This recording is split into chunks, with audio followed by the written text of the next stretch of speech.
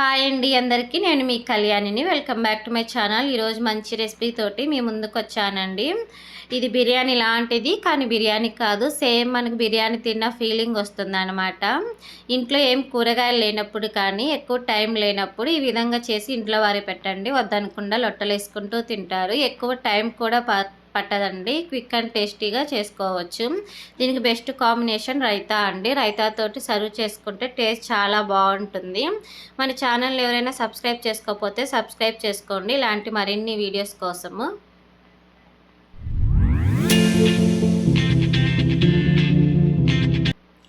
ఈ రెసిపీకి మనం ఒక మసాలా ప్రిపేర్ చేసుకుంటే సరిపోతుందండి. ఒక మిక్సీ జార్ తీసుకొని అందులో 10 వెల్లుల్లి రెబ్బలు వేసుకొని, 1 ఇంచు అల్లము, 2 ఉల్లిగడ్డలు, 1 టమోటాకాయ వేసుకొని, మీడియం సైజ్ టమోటాకాయ వేసుకొని ఇలా మిక్సీ పట్టుకోవాలండి మెత్తగా.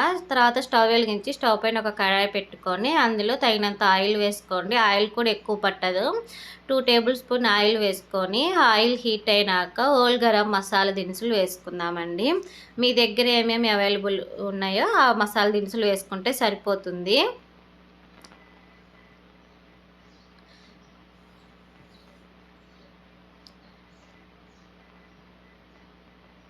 ఈ విధంగా మసాలా దినుసులు వేసుకొని అవి ఫ్రై అయినాక మనం మిక్సీ పట్టుకున్న మసాలా కూడా ఇందులో వేసుకొని ఫ్లేమ్ సిమ్లో పెట్టుకొని ఈ మసాలా అనేది బాగా మగ్గించుకోవాలండి. ఒక 5 to 10 మినిట్స్ పట్టిద్ది ఈ మసాలా మగ్గించుకోవడానికి. ఇది పచ్చివాసన పోయి బాగా మగ్గాలన్నమాట. అప్పుడే టేస్ట్ బాగుంటుంది. ఈ విధంగా మసాలా మగ్గిపోయినాక అందులో తగినంత పసుపు, తగినంత కారం వేసుకోండి మీ స్పైసీకి తగ్గట్టు. నేను 2 స్పూన్స్ వేసుకుంటున్నాను.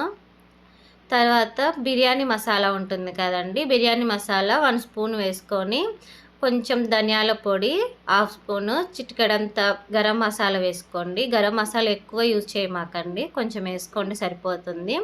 ఇవి వేసుకొని ఒకసారి మిక్స్ చేసుకొని అందులోనే కొంచెం కొత్తిమీర, కొంచెం పుదీనా కూడా వేసుకోండి. పుదీనా వేసుకోవడం వల్ల ఫ్లేవర్ చాలా బాగుంటుందన్నమాట. ఇప్పుడు వాటర్ పోసుకోవాలండి ఎసురు కోసము. నేను 1.5 గ్లాస్ బియ్యంకి 3.5 గ్లాసులు వాటర్ పోసుకుంటున్నాను. నేను నార్మల్ బియ్యం తీసుకుంటున్నానండి. మీరు బాస్మతి బియ్యం తీసుకునే మాట అయితే 1 గ్లాస్కి 1.5 పోసుకోండి సరిపోతుంది. తగినంత సాల్ట్ వేసుకొని వాటర్ని బాగా మరిగించుకోవాలన్నమాట. ఒకసారి మిక్స్ చేసుకొని మూత పెట్టి వాటర్ని బాగా బాయిల్ చేసుకుందామండి.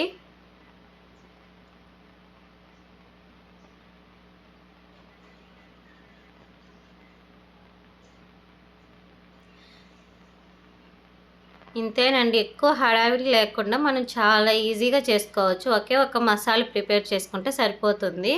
వాటర్ బాయిల్ అయినాక ఒక 1/2 ఇంచు నిమ్మరసం పిండుకుంటే సరిపోతుందన్నమాట.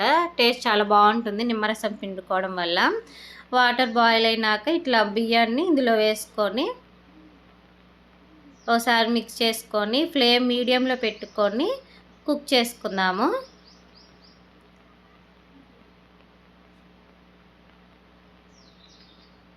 ఇప్పుడు సాల్ట్ సరిపోయిందో లేదో ఒకసారి చెక్ చేసుకోండి.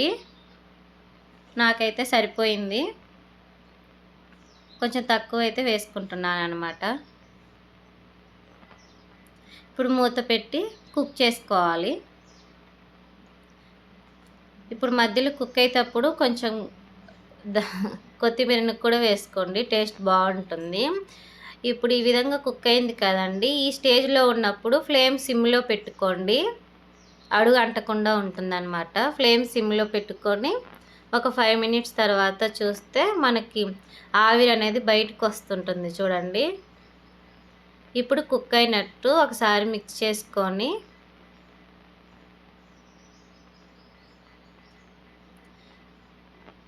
ఇంకా మూత పెట్టేసి స్టవ్ ఆఫ్ చేసి అలా వదిలేసేయండి ఒక 10 మినిట్స్. ఇప్పుడు సర్వ్ చేసుకుంటే సరిపోతుందండి. చాలా క్విక్ అండ్ టేస్టీగా చేసుకోవచ్చు అన్నమాట, ఎక్కువ టైం పట్టదు.